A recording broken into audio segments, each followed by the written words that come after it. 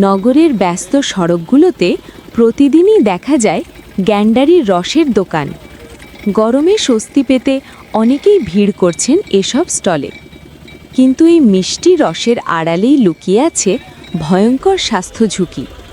অভিযোগ উঠেছে কিছু অসাধু বিক্রেতা রসের স্বাদ বাড়াতে ব্যবহার করছেন ঘন চিনিসহ বিভিন্ন ধরনের ক্ষতিকর রাসায়নিক ও অজানা মেডিসিন।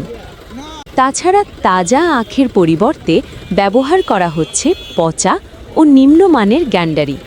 আর সেই রস পান করেই প্রতিদিন অসুস্থ হয়ে পড়ছেন হাজারো মানুষ। চিকিৎসকদের মতে এ ধরনের ভেজাল রস থেকে ডায়রিয়া, জন্ডিস সহ পানিবাহিত নানা রোগ ছড়ানোর আশঙ্কা রয়েছে।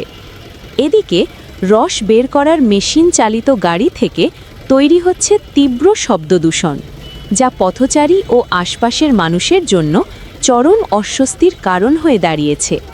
শুধু তাই নয়, আখের বর্জ্য রাস্তার পাশেই ফেলে রাখায় সৃষ্টি হচ্ছে দুর্গন্ধ, নষ্ট হচ্ছে নগরের পরিবেশ ও রাস্তাঘাট। ভুক্তভোগীরা বলছেন, এখনই ব্যবস্থা না নিলে এই সমস্যা ভয়াবহ রূপ নিতে পারে।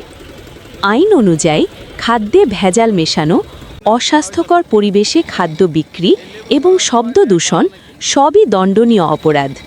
তাই সংশ্লিষ্ট কর্তৃপক্ষের প্রতি জোর দাবি, দ্রুত অভিযান চালিয়ে এসব গ্যান্ডারির রস বিক্রেতাদের আইনের আওতায় আনতে হবে এবং নিশ্চিত করতে হবে জনস্বাস্থ্য সুরক্ষা।